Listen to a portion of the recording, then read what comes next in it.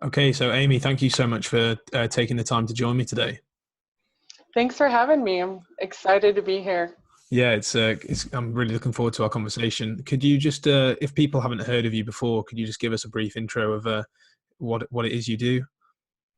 Sure. I have my master's and PhD in experimental psychology, and I focused on sleep EEG, looking at the effects of sleep deprivation on performance. Hmm. And then after my PhD, I did a postdoc at the University of Calgary, working with Canadian Olympic team athletes and optimizing their sleep. So I worked with a number of different athletes and teams, trying to figure out ways to mitigate fatigue and optimize sleep. And then currently I'm at the Calgary Counseling Center as a research scientist and wanting to incorporate sleep interventions for better mental health. Oh, nice. That must be super interesting at the moment then. Yeah, no, it's really interesting work, and I still love working with athletes, but I really wanted to apply my expertise to more of the general population. Hmm. Yeah, I mean, and it's one of those where sleep is it almost sounds like boring advice that people kind of don't want to hear. I know, even just working with some of the teams, for example, the curling team in particular, I mean, they were balancing so many different things. They had jobs, they had families, and then they're trying to incorporate sport at a very high level. Hmm. So it was very challenging to even get them to get a little bit more sleep.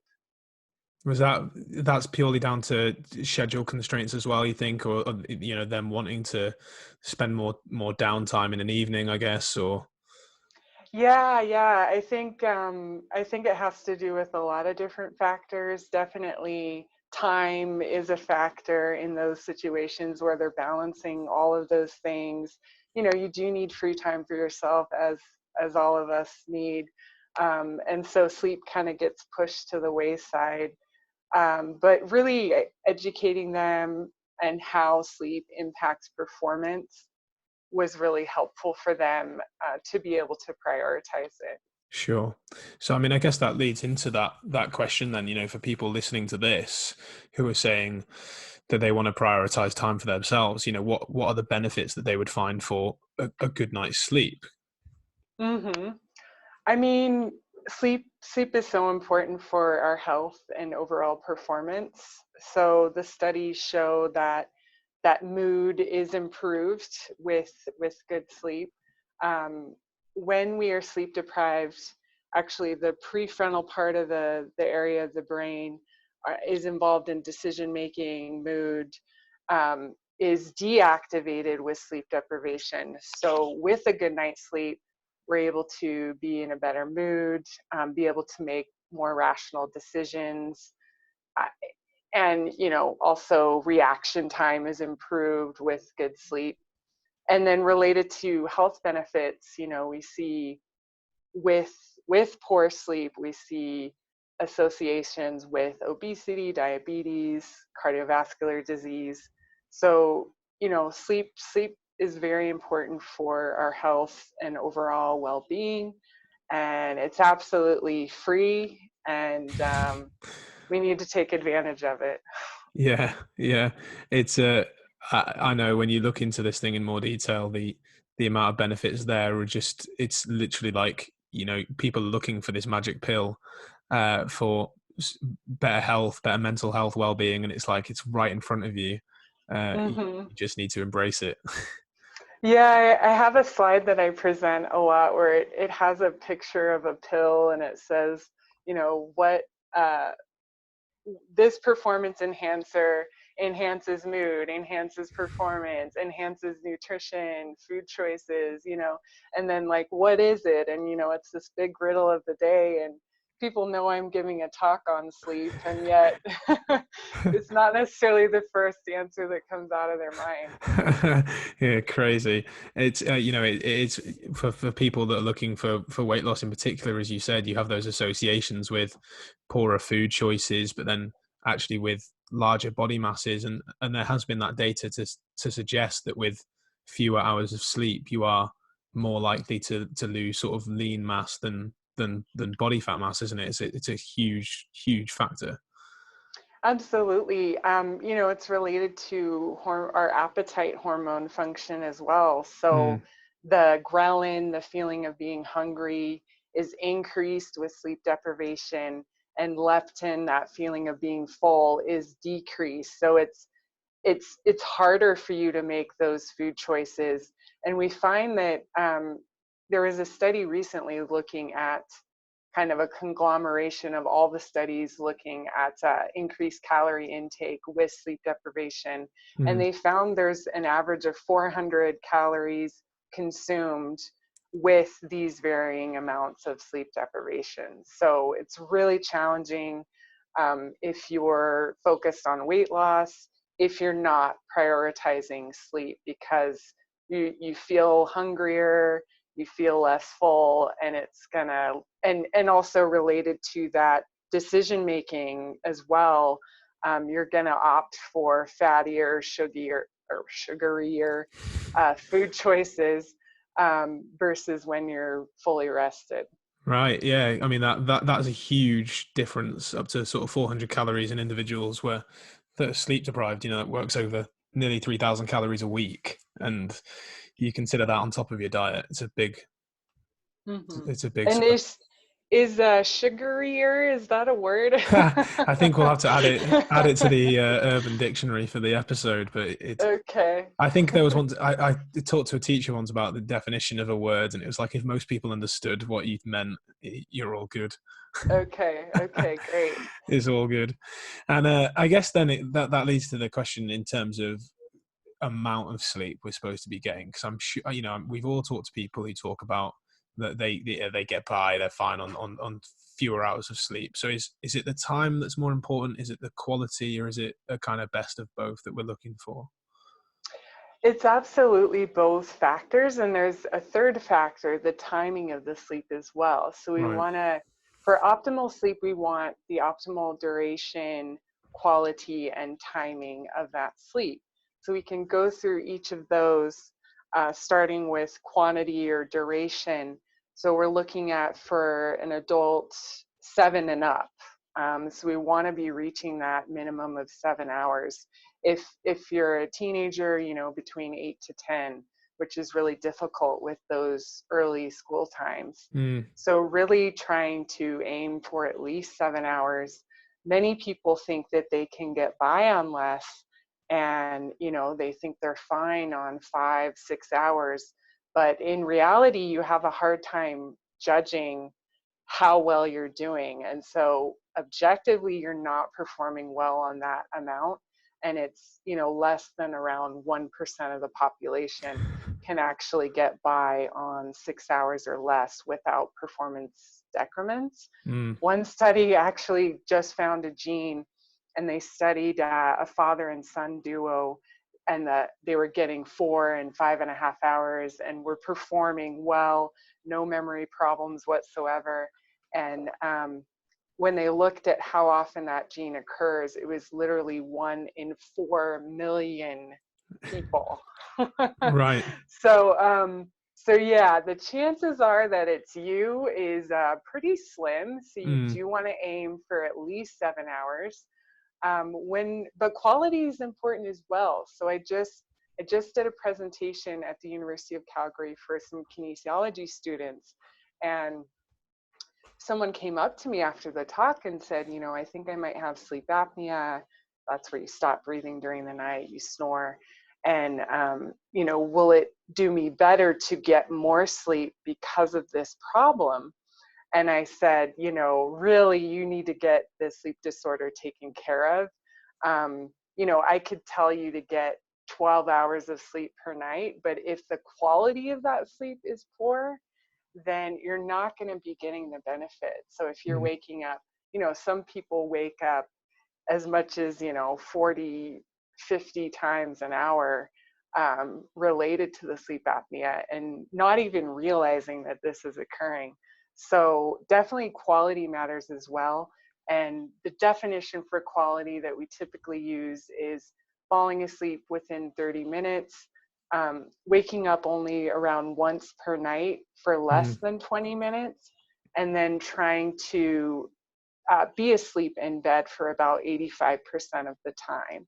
So that's kind of a general definition for good quality sleep. But then the timing of sleep is important as well. mm, So sleeping within your biological window for sleep is important. And so we have melatonin that's released. Uh, if you're a night owl, that's going to get released later. If you're an early bird, that's going to get released earlier. So trying to time your sleep window in relation to what's going on biologically with your melatonin is important for good optimal sleep. sure. I mean, there's some really great content there, and a couple of things I want to pick out of it if possible, and we'll cycle backwards. I guess that first thing then about like early bird, night owl.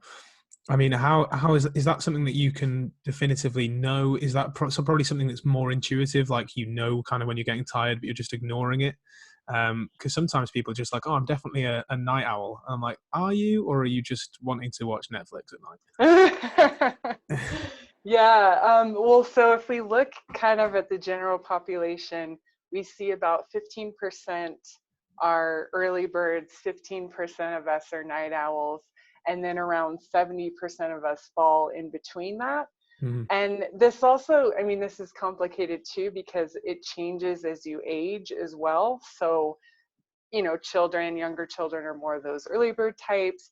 Then we kind of transition into adolescence where we're peaking evening type mhm, for the owls, right, around 18, 19, 20 years of age is kind of that peak in night owlness. mhm, And then we start to revert back to more of that early bird type as we age, 50s, 60s, 70s, we get revert back more to that early bird type. So but there are genetics at play as well. So if your mom is a night owl, there may be a likelihood that you're a night owl as well, or if people in your family are night owls, it very well be that you could have those genes as well. mhm. So it can be challenging to try and figure that out. There are questionnaires out there, and maybe we can put a link to a questionnaire that people can use to try and figure out whether or not they're more of a night owl, early bird, or in between. Absolutely, yeah. If you have that, if I'll get it from you, and we can put it through in the show notes for people. I think that'll be very interesting.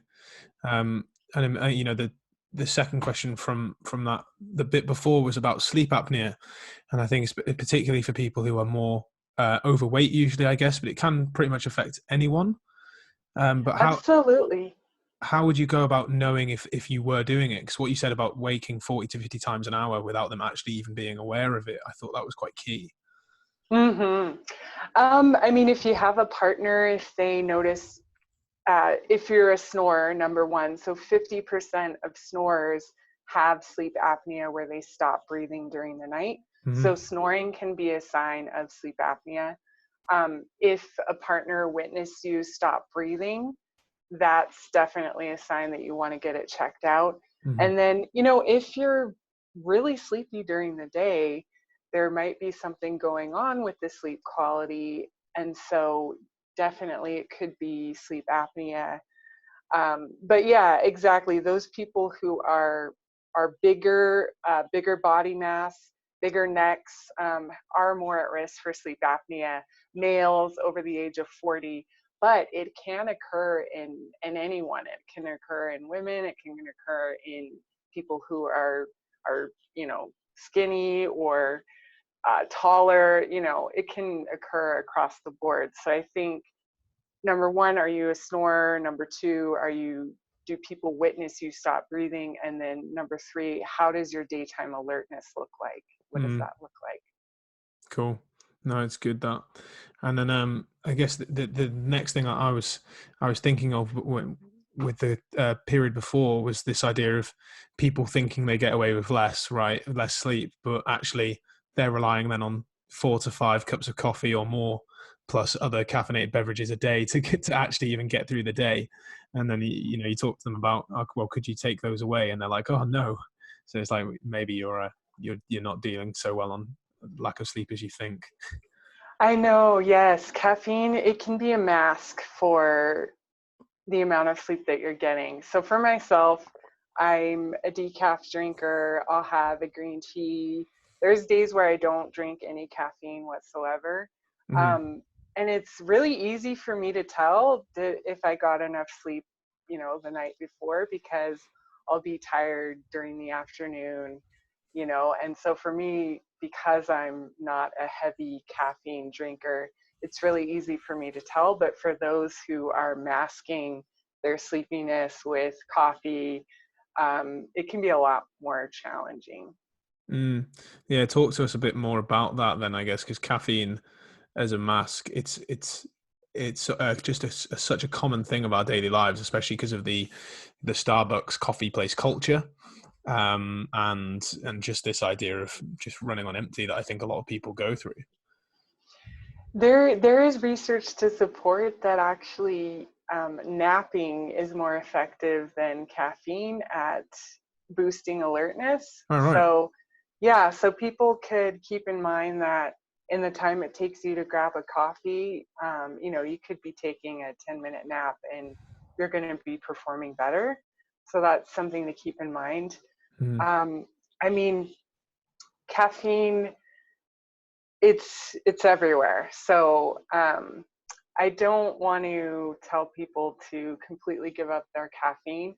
I just think we need to be more strategic as to how we're using it. And Mm-hmm. so we know that caffeine impacts the amount of sleep that we're getting. So we have more awakenings when we drink caffeine. We have less slow wave activity, so less of those deep brain waves, less of that REM sleep, even tiny little awakenings that you wouldn't even remember are occurring with caffeine. So we have to be careful as to when you're consuming it.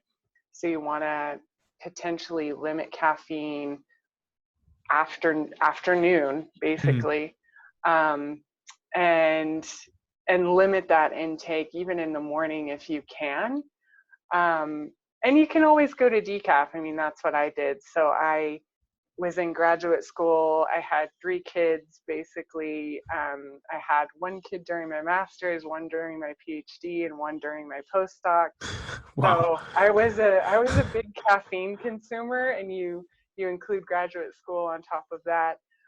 But when my youngest was around 6 months old, I decided to go decaf, Mm-hmm. and of course, he wasn't a newborn at that time. I needed my caffeine, but at about 6 months, I decided to go decaf and just replaced my coffee. I still love coffee. I love the smell. I love the taste with decaf.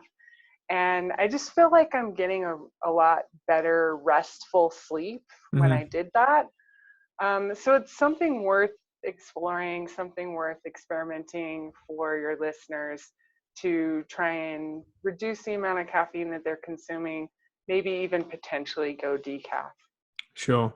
Yeah, it's the key is finding a good tasting decaf coffee that you that you get along with. Yeah, no, but there was a recent article.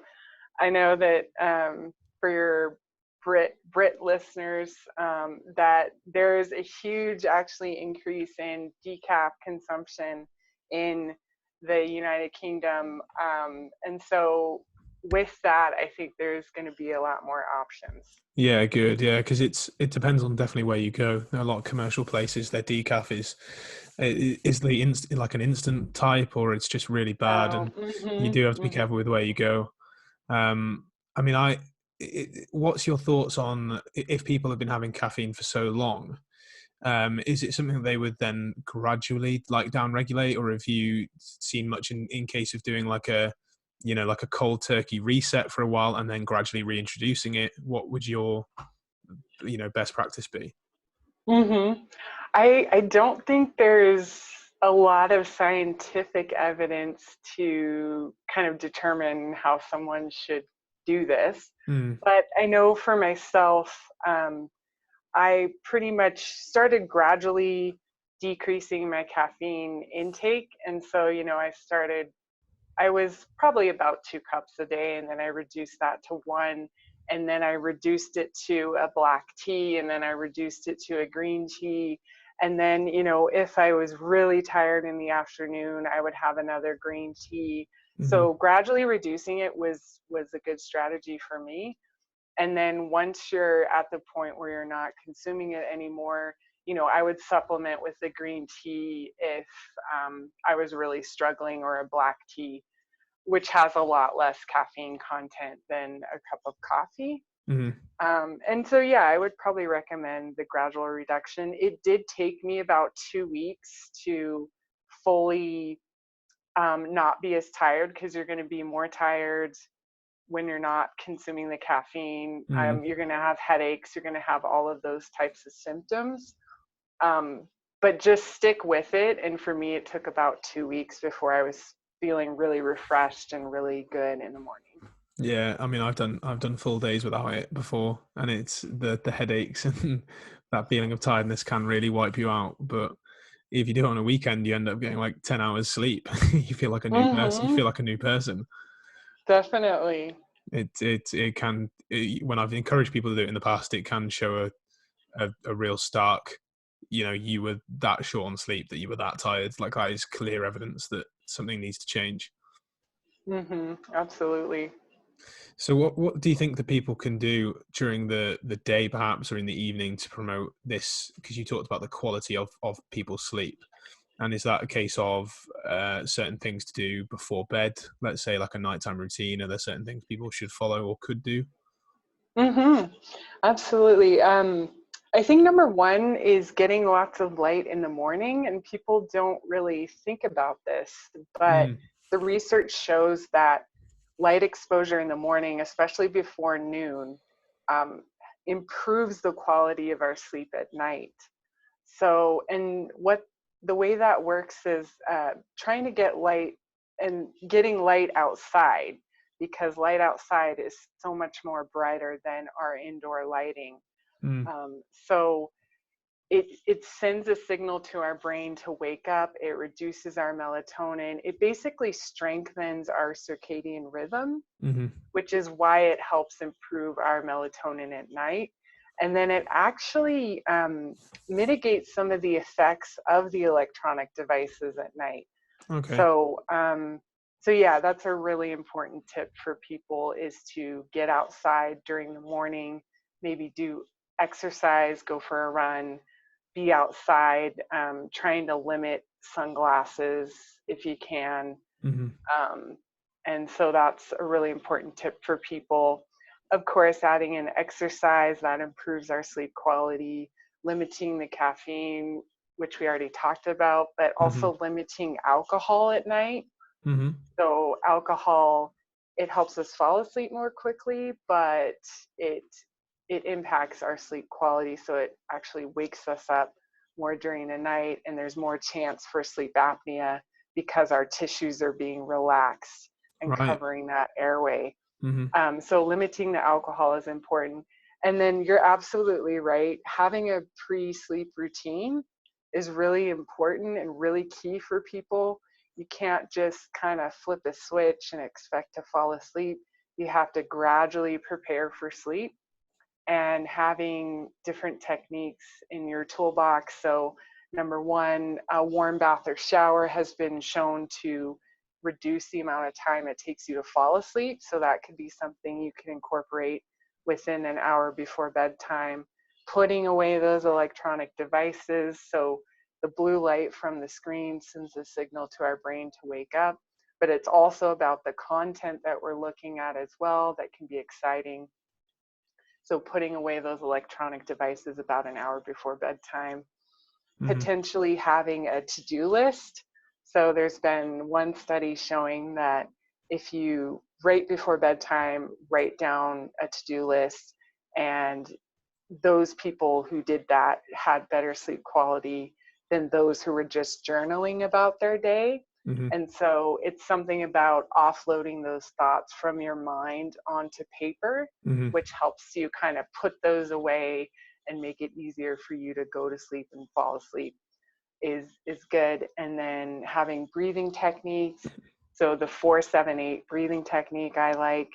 It's where you breathe in for 4 seconds, hold your breath for 7, and breathe out for 8. And that helps activate the parasympathetic nervous system. Basically, you want to breathe out longer than you're breathing in, and that's going to activate that relaxation system. And another technique that people love is the cognitive shuffle. So I do this when I'm having troubles falling asleep, either at the beginning of the night or even during the middle of the night. It's where you think of a word, bedtime, and you imagine all the objects you can that start with B. So ball, baby, bag, bed. And then when you can't think of any more, you move on to E, eagle, egg, ear. And by the time you get to the end of the word, you'll be sound asleep. All right. Similar to that idea of counting sheep or something, I guess. It's like occupying yourself with something so you're not focusing on trying to get to sleep. Absolutely, yes. Cool. No, I like that. It's I've talked about that routine of writing down to-do lists before. It's almost that idea of, as you said, offloading the mind, and it lowers anxiety. I find in a lot of people that are worried about the amount of things that they have to do. Yes. And in those people who are more worriers, they can also do a worry journal Hmm. where you take a piece of paper, draw down the center, write down all your worries on the left and how you might resolve those on the right. And you don't want to do this right before bed. I wouldn't even recommend it within that hour before bed. You probably want to do it 2-3 hours before bedtime. Hmm. And yeah, that's a useful technique for people to try and reduce some of that anxiety. Yeah, I like that. It's good. You mentioned earlier about the quality of sleep being dictated by either sleeping through or waking up only sort of once or twice. What has it been researched in terms of the factors of why people would wake up in the night once or twice or more regularly, and whether that's something that's down to that, just is it down to caffeine? Is it down to poor lifestyle, nutrition, or you know? All of those factors can play a role in your waking up during the night. So if you eat a large meal, large spicy fatty meal right before bedtime, Mhm. your potential for you to wake up is much higher. So trying to limit meals 4 hours before bedtime is ideal. Mhm. Um, and then, yeah, insomnia could play a role as well. So if you're really stressed out, that can lead to awakenings during the night, which can kind of be a, a nasty cycle to get out of. Mhm. So if this is occurring for people, if this has been occurring over the past month and it's occurring at least 3 times per week, where you're having problems falling asleep, staying asleep, or getting up too early, I would say definitely get this checked out from a sleep professional, um, which depending on where you're at can be hard to find someone, but Mhm. we want to avoid taking sleeping pills for this type of situation. The gold standard treatment is actually cognitive behavioral therapy for insomnia. All right. Okay. So, yeah, so there are sleep behavior specialists out there that you can find, that you can go see, to help you with these techniques, to help you change your behaviors around sleep as well as change your thoughts around sleep. Mhm. But there are also, if it's hard to come by, there are apps you can use as well. So a popular one is Sleepio, that uses these cognitive behavioral therapy techniques. There's also, I think, Insomnia Coach. There's many different people, professionals out there you can utilize, and online programs that you can utilize if that is becoming a problem for you. Yeah, yeah. It's working. That's a great thing. So I think there'd be a lot of people who would identify with insomnia or that those type of symptoms at some point in their life. So to know that it's a case of like, let's look at these resources where you can actually work through that and find a solution, as opposed to just worrying about it even more. Yeah, and it can be really challenging for people with insomnia. They think that it's all on the amount of caffeine they're drinking, so they give up the caffeine. They give up, going out with friends. They give up some of these enjoyable activities because they think it's really going to make a difference. But in reality, you need to get help from a sleep professional. You Mm-hmm. don't want to try and solve this on your own. It's much bigger than that. And so it's worth it to try and find someone, or try and incorporate these online programs. Yeah, fantastic. No, that's really good. One thing I did want to ask was, when you were talking about ways to improve people's sleep, and you mentioned reducing alcohol. I think a lot of people would relate to using it as a relaxant, after a hard day of work. And if this was something that they still wanted to partake in, is there a way of putting it forward a few hours to negate the effects, similar to sort of caffeine, or is it a case of you deal with the hand that you dealt? No, I mean, yeah, I think it's unrealistic to tell people that you need to completely give up alcohol. Mm, And so there was one study that showed, it was at least you want to limit the alcohol intake to 3 hours before bedtime. So that would allow you an opportunity to have a drink at dinner. Um, but you'd really want to time that earlier, so dinner before, and then trying to limit the number of drinks as well. So in this particular study, they found that males could get by on 2 drinks, females 1 drink.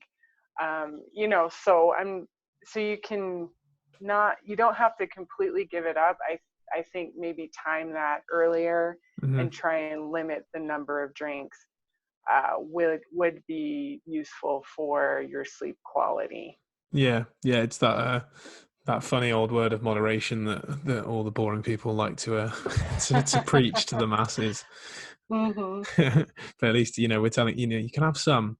It's not a case of living like a martyr for the rest of your life, which is Yes. sure people would like to hear. You mentioned earlier the fact that having a nap would actually be better for people than having a caffeinated beverage. Um, that was pretty interesting to me. So, having sort of short power naps, then for people who are short on sleep, this is an efficacious way for them to catch up and improve their productivity. Yes, it is. And you nailed it. So you want to make sure that it's short naps. Hmm. So because any naps longer than 30 minutes, you're going to be getting into the deeper stages of sleep. And Right. so you want to try and aim for a nap less than 30 minutes. And potentially, if you do have a longer sleep opportunity around 90 minutes, definitely go for it, like on the weekend if you can. But even during the work week, if you have even just a short opportunity during lunch, to try and get a short nap in, that's going to be helpful for your performance, your mood, your alertness. Um, and so that's really key. In the timing of that nap, you want to time it typically between 1 and 4 p.m. So you Hmm. don't want the nap to be too late, because then it can impact your nighttime sleep and your ability to fall asleep. So you want to time that earlier, keep it short. And for those who may have insomnia, you probably don't want to nap, because it can affect your ability to fall asleep. So I wouldn't recommend a nap for those people with Hmm. insomnia. No, it's great. Great. I'm glad that you covered the timing of the nap as well, because that was going to be my follow up question. Was that idea of taking a nap, or like falling asleep on the sofa before bed, for example, can then lead to people having poorer sleep, waking up earlier and stuff the next day, and they're like, "Oh, why am I?" And then they fall asleep on the sofa the next night because they're so tired, and it's like an awful cycle they can't get out of. Yes, this happened to me yesterday. I was putting my daughter to bed, and I was really tired, and it was around 8:30, and I was reading her a story and ended up falling asleep, taking about an hour and a half nap. Oh wow. And then when I woke up, I was like raring to go, not wanting to go to sleep whatsoever. Yeah. So yeah, so the timing is really important. Yeah, yeah, definitely. No, it's a good thing to know because I'm sure a lot of people would fall into that trap. Unfortunately, I think that it's so good, that idea of having a nap, like you just after, it's almost just after lunch, that kind of period of 1 to 4. We almost need to produce a report to businesses worldwide about the productivity their workers could have if they had a 15-minute nap at 1 p.m. and get beds and couches in the offices. Yes, no, their companies are picking up on this actually, and Google and Amazon and some of these places are installing nap pods Great. for their workers. So it's just an area where they can go in and nap undistracted, distracted free. So they are, some of these companies are really picking up on this. That's amazing. I love that. That's that's great. And that pod, if anyone else needs a reason to apply for one of those companies, that would be one of them. I guess that the final thing I would want to ask would be, from a practical side of things, would be to talk about shift workers, because we live in a 24-hour society, unfortunately, these days. And well, and for people that work in the emergency services, it's a case of this is just what they need to be doing. What are their uh, best practices, I guess, in mitigating the effects or maximizing the sleep they can get? Yes, we can't get rid of shift work. Unfortunately, we need those emergency service personnel to help us out during the middle of the night. There has been a lot of great work recently on strategies to help shift workers. So, especially what to do during the shifts and then what to do after the shifts.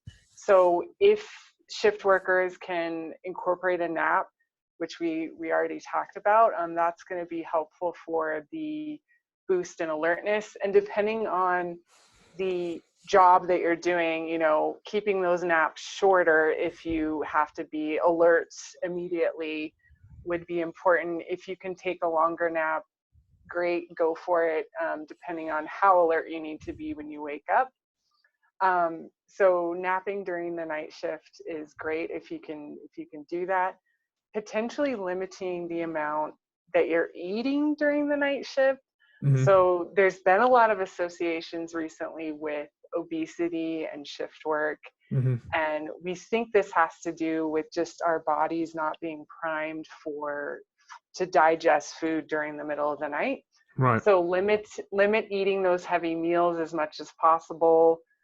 Having more of a snack if you can, and then potentially putting in a caffeine curfew um, would be important. So, maybe limiting caffeine, so no more caffeine after 3 a.m. or something along those lines, Hmm. to help you be able to fall asleep when you need to go to sleep during the day. As far as what to do kind of coming off of the shift, if and we have to be aware of the commute home as well. So we don't Hmm. want to completely, limit caffeine. If I have an hour commute and we don't want to be wearing dark sunglasses, we want to be able to be alert on the way home because Hmm. that's a safety issue. Hmm. But ideally, someone would want to start wearing sunglasses on the drive home. Try and limit that morning light exposure, which wakes you up if you're then going to be sleeping during the day. So limiting the light exposure, limiting that caffeine, and then making sure your home environment is conducive to sleep, keeping your sleep area like a cave, cool, dark, and quiet. And then getting lots of light when you wake up after that daytime sleep is going Hmm. to help you to be able to be more alert during the next shift.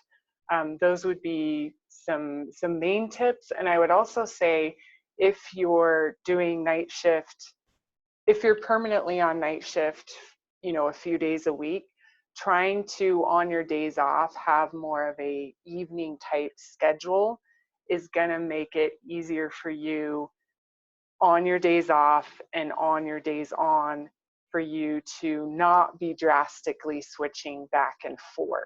Mm, So trying to, even on your days off, maybe sleep in till 10 a.m. if you can, go to bed at 2 a.m. if you can, um, which will help kind of set your circadian rhythms up for a later time. sure. Yeah, no, I think there was a lot of great information there. Particularly that it's interesting the emerging research that's coming around chrononutrition and eating through the biological night and that digestion of food and how it can affect blood sugar management and everything. I think that's really key. Like more of my clients who I work with, I'm saying, try to limit food, and if you do eat, it's more high protein, low fat, low carb foods, and just a like a snack to kind of keep you going. Absolutely. Yeah, this is a really interesting area, and it's really hot in the sleep field right now with people who are doing research on shift workers Mm, and how that meal during the night is impairing, you know, the digestive, the hormones, all of that is being affected. So trying to limit the meals as much as you can with substituting with smaller snacks is key if you can do it. mm. Yeah, yeah, that's it. It's trying to make the change gradually into that position for just to do little changes, I guess, to make a big difference over time, rather than trying to change everything at once, similar to that caffeine incident. I think one thing I'd be quite interested in is, with a lot of countries in the winter and their sun exposure being very low, especially here, and I know other European countries are similar. People will find themselves in the office before it's light, and then they'll be home when it's dark. And that idea of kind of getting sun exposure outside in the morning is quite limited unless they go for a break. Have you seen any benefits from those kind of I think that they're colloquially called sad lamps, like daylight lamps in people's offices and things to kind of promote a bit more blue light exposure? Yes, there is some good research on that. And absolutely, I mean, I'm in Canada, so I completely understand. Yeah. Um, but yes, during the winter, it may be appropriate to supplement with a sad lamp. It may be appropriate to have a dawn simulator alarm clock where the alarm clock wakes you up with that bright light. Hmm. And then really, really try and take a break outside if you can during the morning hours. So don't just, if you can, be stuck in your office all day. But yes, absolutely, there's a lot of utility for those devices. Great. Brilliant. Amy, it's been fantastic talking with you today. Are there particular places where you would like to send the listeners for more information about you, things that you're doing at the moment? Sure, I'm at Sleep for Sport on Twitter and Instagram. I'm trying to develop a website as well, Sleep Well to Win, but I haven't quite gotten there yet to launch that. But keep an eye out. Cool. Brilliant. And we'll get that questionnaire about, morning owl, morning bird, night owl type thing. I think that'd be great for the listeners to to have a crack at. Sure, yes, I can send that your way. Great. Thanks again. Thanks for having me. It was my pleasure.